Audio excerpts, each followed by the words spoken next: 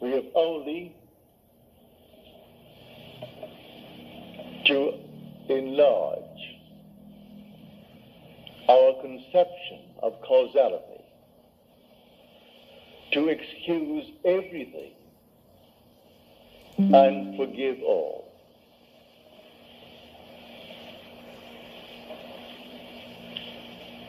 Now let me just state one little thought from Scripture first before we unfold it.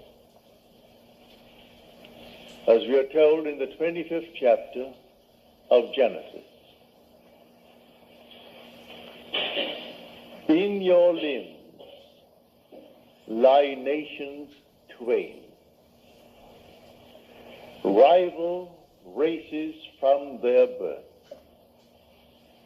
One the mastery will gain, the younger or the elder reign. The first one is the sense man. I'm now looking at this room and all within it, and that is the sense man. My normal apprehension of corporeal objects, just like this room and the contents, I call sense perceived. That which is not present, and yet I perceive them, I call that imagination. That is destined to rule. That is the second man, the Lord from heaven. The first man is of the earth, a man of dust. The second is from heaven. So here we are in this world, and this is the world of this dual state within every child born of woman. And so we have the physical man, the man of dust, and then we have the spiritual man, the man of imagination. That is the immortal man. When I see this picture of the duality of man and how all things are created by this hidden man, I forgive everything in this world that the physical man does. For the physical man is only a state. One being is playing all the parts. The part played by the thief is the same being playing the part of the judge who judges the thief. The part who is the murderer and the murdered, these are parts, but the being within is one. Now let me explain it first in the beginning with a simple story.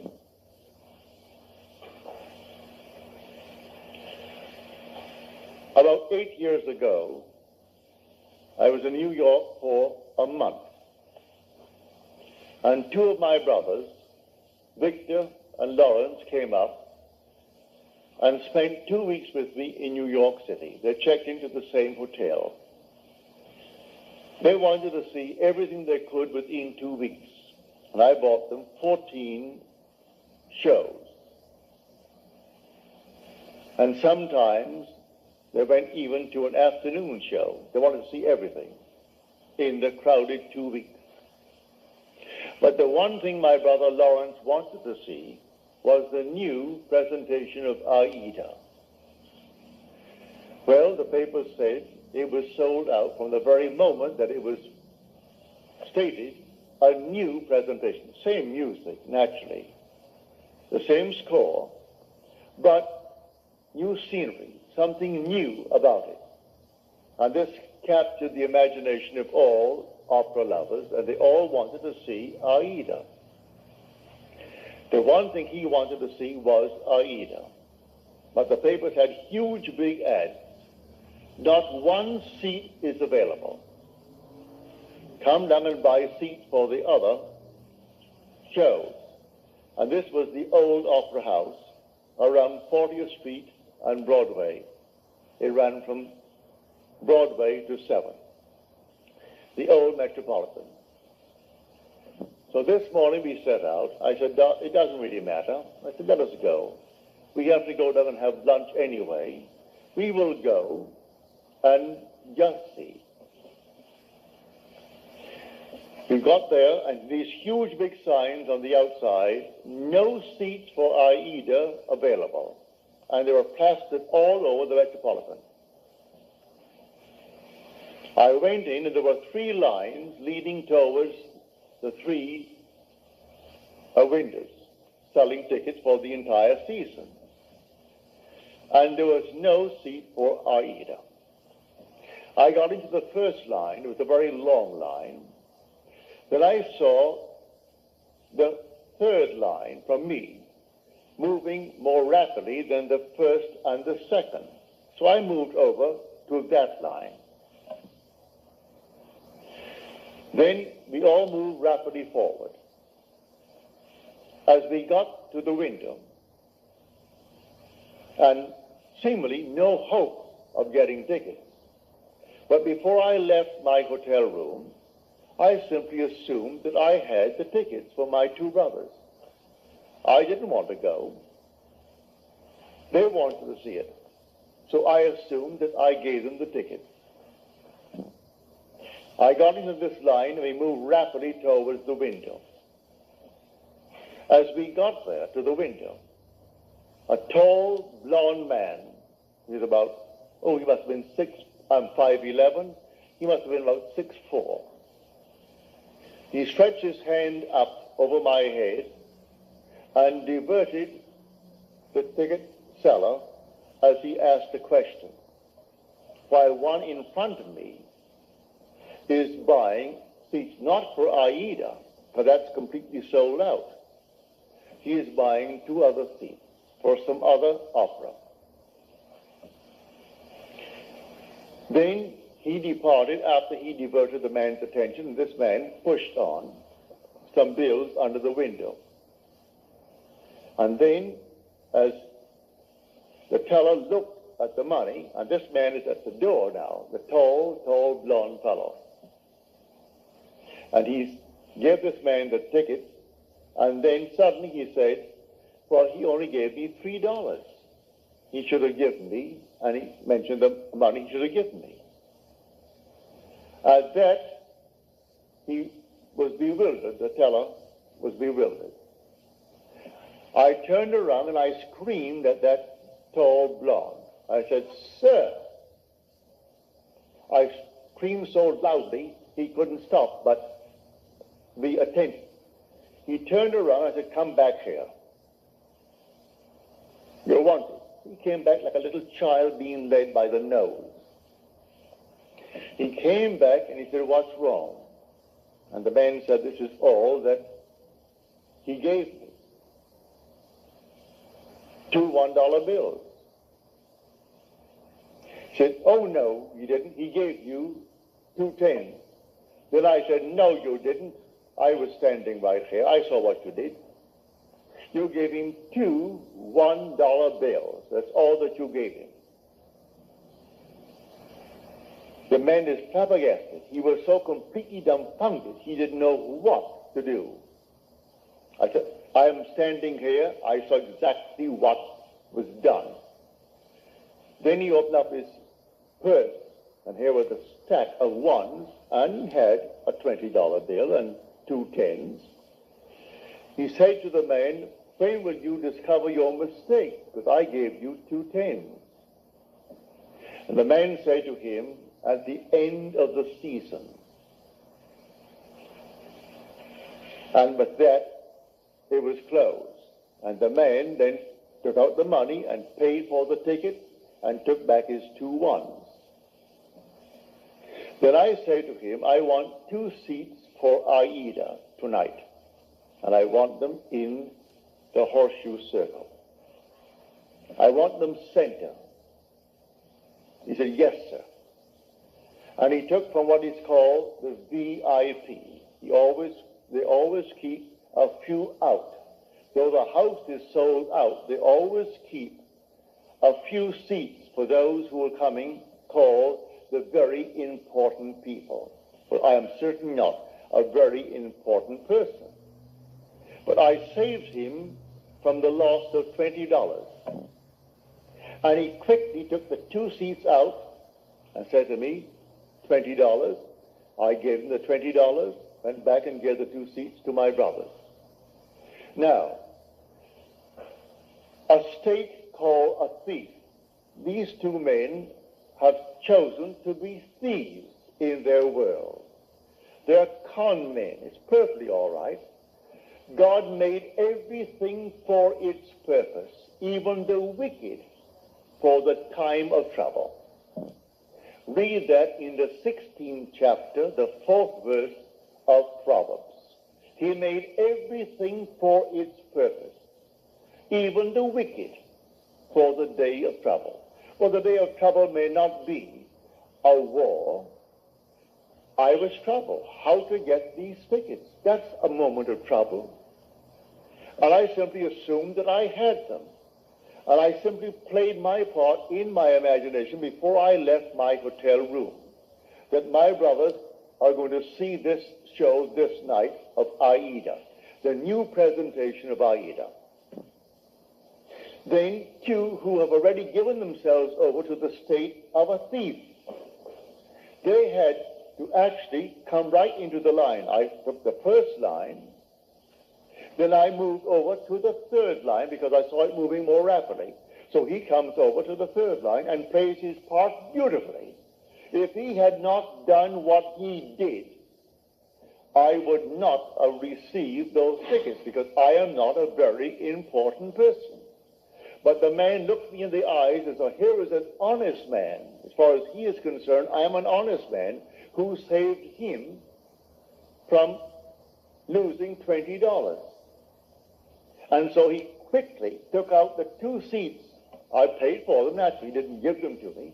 I was willing to pay for my seats, but you couldn't buy them. All over the place, sold out, sold out, sold out, all over the Metropolitan Opera. You could paste it on the walls, and in a huge big ad in the paper, Aida is sold out. And I went that day and got those seats right in the circle, in center row for my 2 brothers, because one man played his part beautifully. He had given himself over to a con man. He finds it easier to make a living being a con man than those who are pickpockets. There are schools that teach people to be pickpockets. You know that? They come right out of the school and go into a profession. All right, that's their part. They play that part. Now you play your part beautifully, and one of them can be instrumental in getting you what you want in this world. So I wanted 2 seats for Aida. Were it not for a con man in that world, I would not have had those 2 seats. So he comes into the line where I was in the line. He comes forward, and just as I got to the ticket window, he puts his hand over my head to divert the man's attention. And the one in front of me, who is buying 2 seats, not for Aida because you can't get them. He is buying 2 seats for something else. And he puts out $2 bills instead of 2 tens. And then this man starts, and I turned around as though I was inspired. And with my full voice, I said, "Sir, come back here." He had to come back. So he came on back just like a little child and stood next to me, and he looked down at me. He wouldn't dare budge. When I said, "You didn't give him anything more than what he's showing you now. You give him exactly what he's showing you." Because I was here, and I stood next to you. He was helpless. He couldn't hit me. He was many inches my height. I'm 5'11", and he may be about 6'5" or more. A strong, strapping blonde. But he was impotent in my presence when I called him back. He only played the part. So should I not forgive him? There are infinite states in this world. And all you have to do is forget states. You play your part.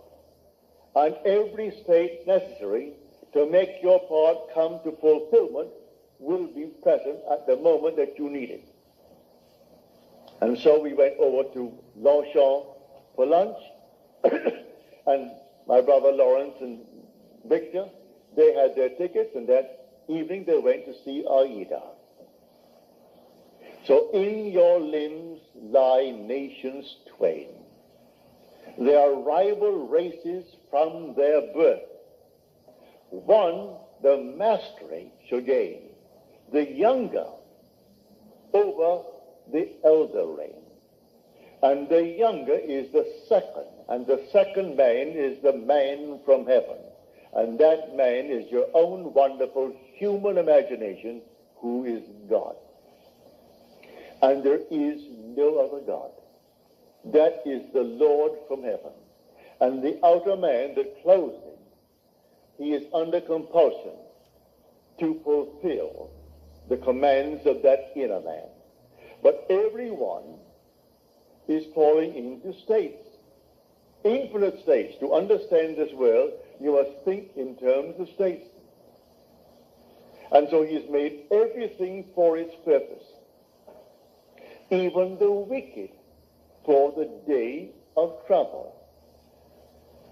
And so use everything, but you don't have to think of which one will do it. Forget who will play the part. I never saw that man before, never saw his partner in the little crime before. That was their choice in life. There are those who have chosen to be pickpockets for the rest of their lives. So if they're caught in the act, all right, that's part of the game. They've chosen that part to play. There are those who have chosen their part to play, like Mr. Hoover, who just departed this world. He chose that part. And there are others who chose other parts. Either wisely or unwisely, we fall into these things. But when the inner man begins to awake, he selects his part wisely. It's entirely up to us. So I tell you, everything in this world that you want to be, you can be, if you know that there are only states. You move into the state because the occupant of the state does not differ from the occupant of any other state.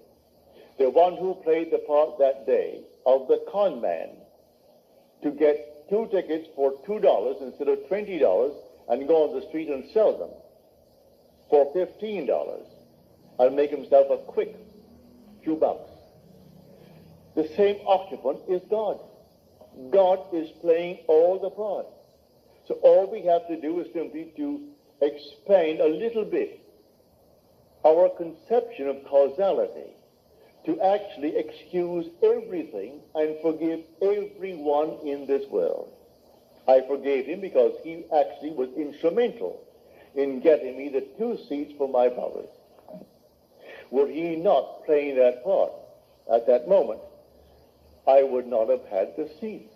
But before I left my hotel room, I simply assumed that my brothers had their seats and they were going to see Aida, and they came home thrilled beyond measure.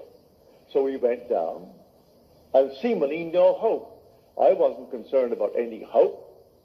There were 3 long, long lines. After all, you're selling not just for the show of the night. You're selling for the afternoon show. You're selling for the evening show and for the entire season. And buy a month in advance, 2 months in advance. They're all there. And so here are the lines. And there were 3 lines and 3 windows open. And what caused me to move to that moving window? The Father in me. He knew which one is going to play what part, because they're all in states. And myself is fully aware of all the states in the world. And if you can play a part to aid me in the fulfillment of my dream, you will play. And so if I need a thief, there must be a thief somewhere. He was a thief. And he played a far better part in my getting the ticket than if he were an honest man. If he came up and played the part of an honest man, then the man would have said to me, he wouldn't know me, I'm not an important person, and so we have no tickets. Don't you sign? No tickets available. It's a sellout. But it was not a sellout, and a thief made it possible for me to get my 2 tickets. So when you see this, you forgive every being in the world. Everyone. They're all playing their part. So don't condemn anyone, because everyone will be instrumental in fulfilling your dream if you know this law. It's all infinite states. But remember, you are awakening to the reality of the second man. In this room, my simple apprehension of corporeal objects, the things on the wall, the hair, the chairs, the house, this thing for a wedding tomorrow, all this is preparation for a wedding. All this is, to my sense man, reality. And I think of something entirely different, and that is called only imagination. And that is the second man. Now, what do I want in place of what my senses are telling me? Let me now enter into that state and live it as though it were true and move forward in that state. Now, let me show you the difference now, because we started with that statement from the 25th chapter of the book of Genesis. An idea that is only an idea produces nothing and does nothing. It must be felt, actually felt, so that it awakens within oneself certain sensations, certain motor actions in order to be effective. What would the feeling be like if it were true? Dwell upon that until the feeling awakes within you these sensations. For imagination is spiritual sensation. That is the creative being in you. It's not just to entertain an idea. What idea? The idea must produce in you this feeling, which is a sensation, but it must be a feeling. What would the feeling be like if it were true? You dwell upon that until you catch that feeling. As Churchill said, that the mood determines the fortunes of people, rather than the fortunes, the mood. The mood precedes the fortune. So what would you want in this world? Well, contemplate it. What would the feeling be like if you had it? What would it be like if it were true? That is the story of Scripture. If I could only feel that I am already the man that I want to be, that I'm already the woman that I want to be, and feeling, then it's not only an idea, which as an idea without feeling will produce nothing. Now it has everything, because in this story he said to the second man, "Come close, my son, that I may feel you." The secret is in the feeling. So Esau went out. He is the first man, covered with hair, the outer man. And Jacob is the inner man, the man of imagination, who is hairless. It isn't 2 little boys. These are only symbols. It's all in man. So come close, my son, that I may feel you. So he comes close and deceives his father through feeling. So the father feels, and he feels him just to be externally real. You can do it. There is no flower in your hand, but you can feel the soft velvet feeling of a rose. You can smell a rose, though it's not physically present. Try it. Try all these things with the inner man, And when you can actually feel it so that you raise your imagination to the point of sensation, to vision, then the whole thing is done. It's done in a way you do not know it's going to happen. If it takes a thief to aid you, then you forgive the thief. Should I not forgive that man who tried to rob that teller of $20 when he did for me what no one else could do? I could go to all the brokers in New York City and they couldn't get me 2 seats. I could go to anyone and they couldn't get me 2 seats for my 2 brothers. And I wanted them to have the joy of seeing the new presentation of Aida. So I went myself prepared in my imagination that I had 2 seats. And it took a thief to be instrumental in getting me the seat. Should I not forgive him for the part he played? He went to the door, this tall giant of a man, looked back at me, but he wouldn't have the courage to come up and slap me. There was something in me that dwarfed him in his own mind's eye. So in spite of his height and his bigness and his strength, he couldn't dare strike me, for I was speaking from a different level of consciousness altogether. So I didn't condemn him. He played the part he had to play, and by playing it, I got the seats. So all we have to do is simply to widen, just widen a little bit our conception of causality, to actually forgive all in the world, to excuse everything in the world. They're playing their part. So tonight you want a bigger job, you want more money in this world, you want, and you name it. Well, then it may be a thief who is going to aid you in the getting, without knowing he's doing it. Don't judge him, don't condemn him, just simply you go forward knowing that I have ways and means that the physical man knows not of. My ways, the inner man's ways, are past finding out. And you simply go forward in the assumption that you have already achieved what now is only a wish as far as the world is concerned. But you enter into the wish as though the wish is already fulfilled. So what would the feeling be like? Come near, my son, that I may feel you. And so he comes close.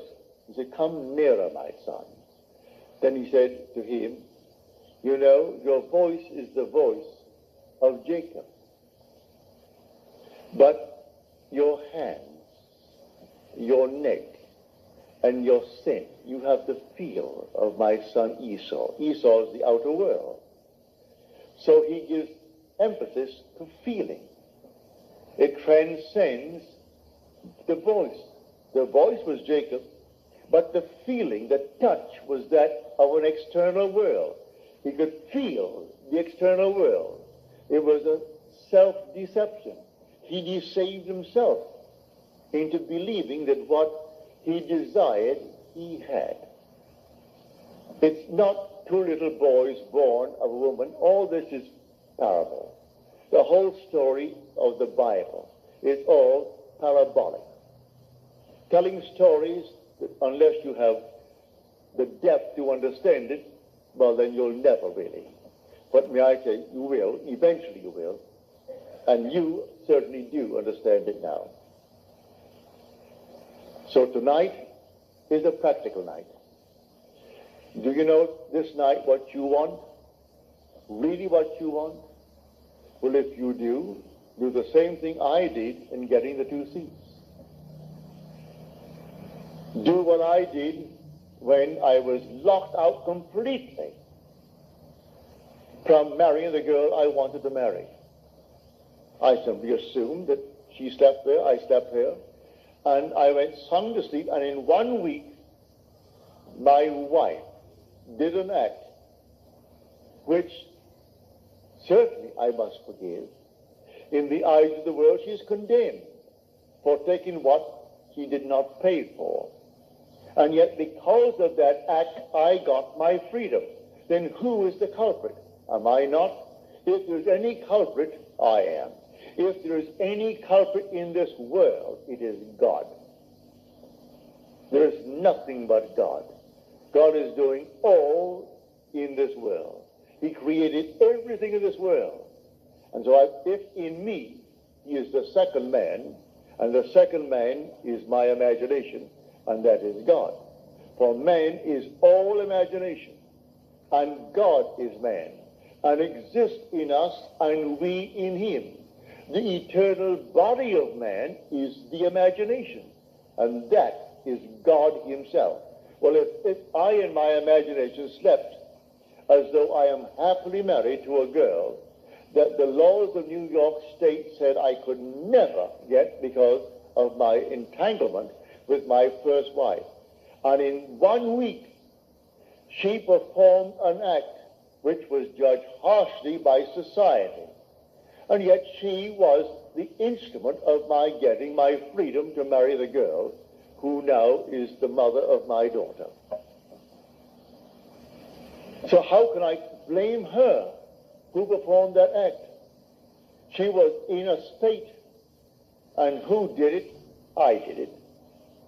I did it by simply assuming that I was free and happily married to a girl that the state of New York said I could never marry because of the ancient laws that restricted my desire to get freedom in that state.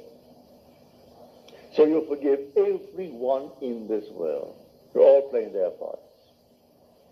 So in my own case, I have seen thieves.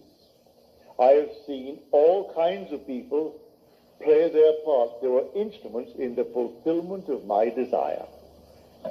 So how can I ever condemn all? So the last cry on the cross, Father, forgive them. They know not what they do. Forgive them. The whole vast world is playing until he awakes in that body. He is playing the part, and he plays it automatically, unwittingly. For one who is awake, who knows exactly what he's doing. And so they all play their parts.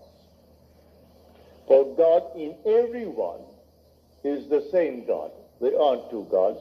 There's only one God. And that God is your own wonderful human imagination. When you say, I am, that's God. So tonight, you just simply boldly declare that you are the man. You are the woman that you want to be. And walk in that assumption as though it were true. And then let all these sleeping states play their part. May I tell you, in spite of what they appear to be, they are sound asleep. They do not know. He thought he knew what he did.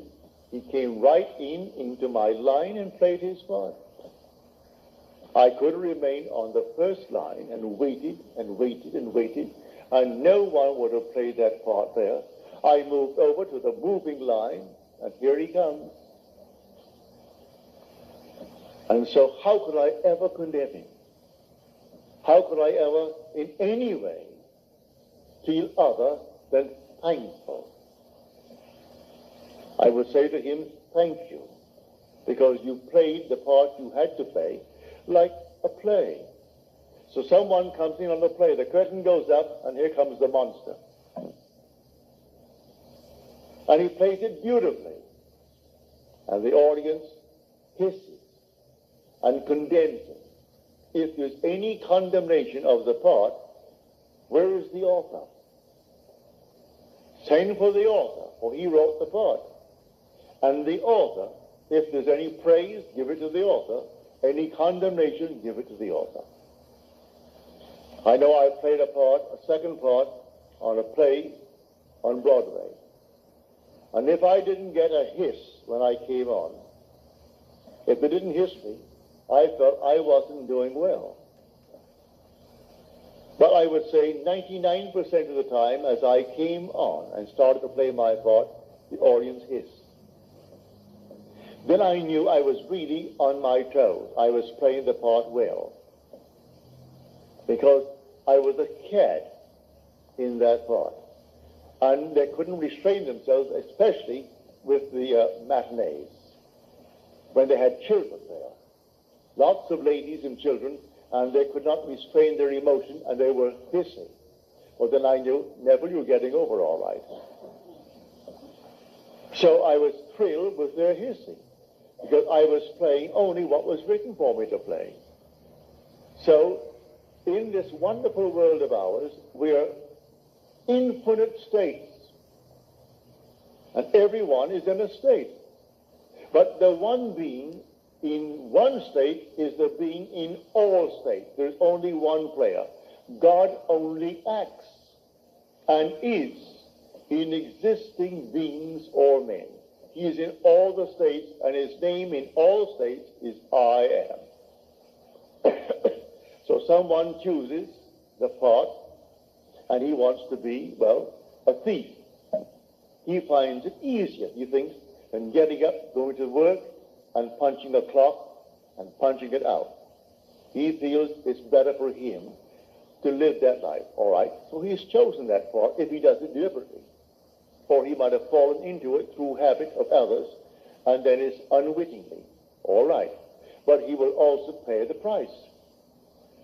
That is the thing he has to consider. He'll pay the price because the part has a price with it. But in spite of that, he can be used in the fulfillment of your dream.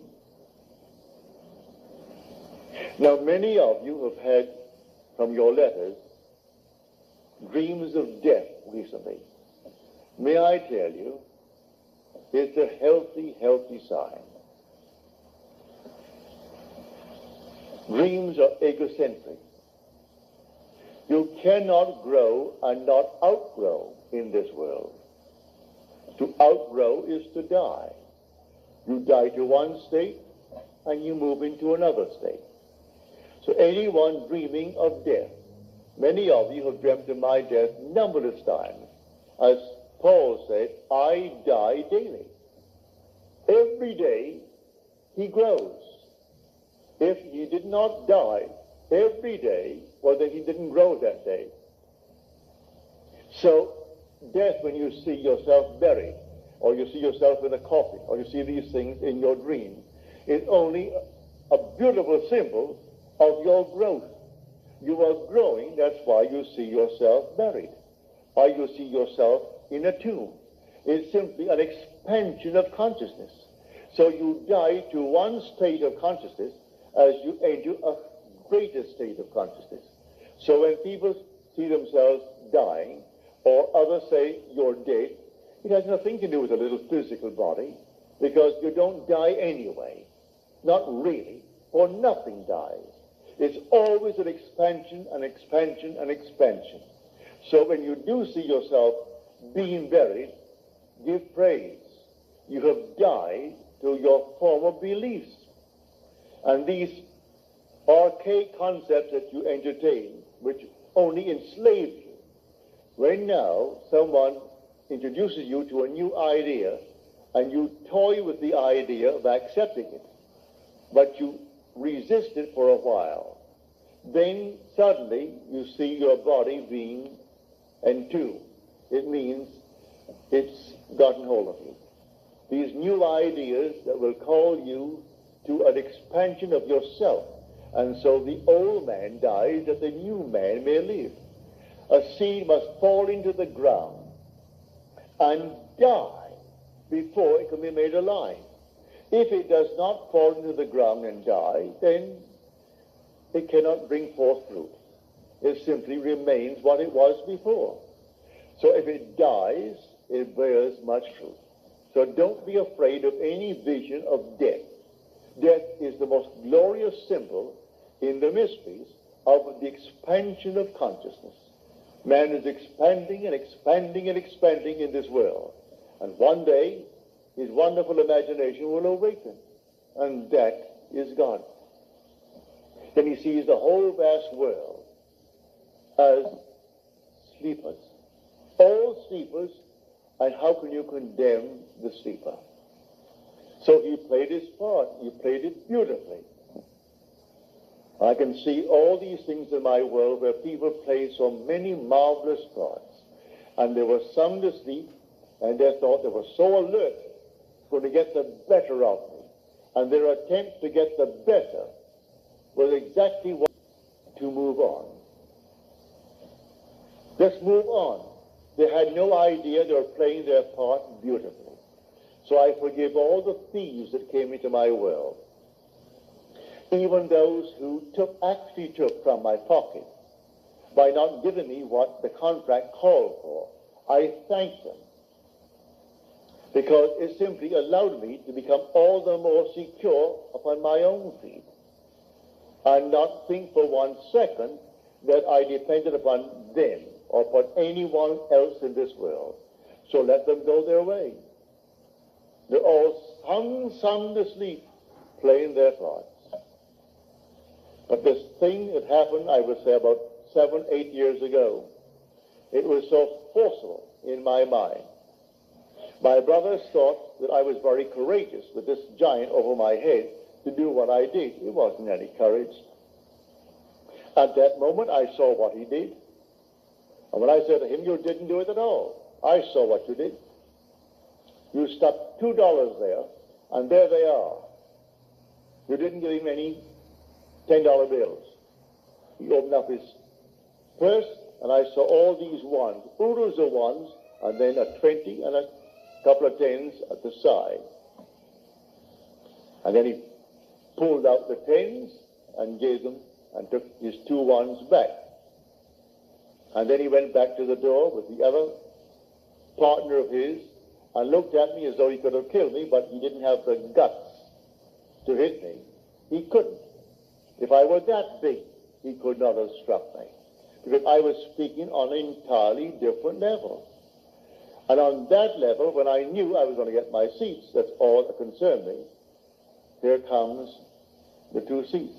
And the man said, yes, sir. He treated me as though I stood before him as the president. And he thought, now here was an honest man who saved me $20. I'm only playing the part. I only wanted 2 seats that night, because that's all that my brothers could give, because I had all these seats bought for them. All the shows on Broadway at the time within 2 weeks, and they went night after night, and matinees and everything else. Got it right up to their heads in shows. So I'm telling you, if you know of this dual being within you, in your limbs lie nations twain, rival races from their birth. One the mastery will gain, the younger over the elder reign. Now see that that younger one actually reigns, and the younger one is your imagination. The older one is your sense man. The facts, these are the facts of life. What is my bank account? And I owe more than the bank account has in it now? Well, now that is Esau's judgment. Now, Jacob puts in 50 times what is there now. In my mind's eye, I have deposited 50 times more than is there. How it's going to happen, I don't know. I don't know, any more than I knew that day when I started off with the Metropolitan Opera, how I'm going to buy seats. When the papers tells me you can't buy a seat, huge big ad, save your time, don't come. All other seats are available, but not for Aida. And I go down only for Aida, and I get them, because of a seeming thief played by the part of God. For God plays all the parts in the world. There is nothing but God. And say, I am, that's God. That is the Lord Jesus within you. That is your immortal being that cannot die. He cannot die. That is your eternal self when you say, I am. Imagination is not some vague essence. It is a body, a reality, an infinite body that is so perfect when it's awakened, that in its presence everything is made perfect. But while it is awakening, it exercises that power. and draws into its world everyone that can play the part for its fulfillment of its dream. So here, I hope you heard it clearly. I hope I made it as clear as I can, because tonight should be a very practical night. That you will go out knowing who you are. You are a dual being. But the first man is of the dust, and to dust he returns. That is the man of earth. The second man is the Lord from heaven, and he cannot die. That's your own wonderful human imagination. It cannot die. But it sleeps embodied in this tomb. And one day it will awaken. As I've told you in the past, the symbolism of Scripture will surround you. It's perfect. It is true. Everything told you in Scripture as to his birth, you are going to experience. And then your imagination awakens. And you trust no one but it. Only this being within you do you really worship. Let them give all the medals and all the honors to this, that, and the other, to the little earthly man. It doesn't interest you. Give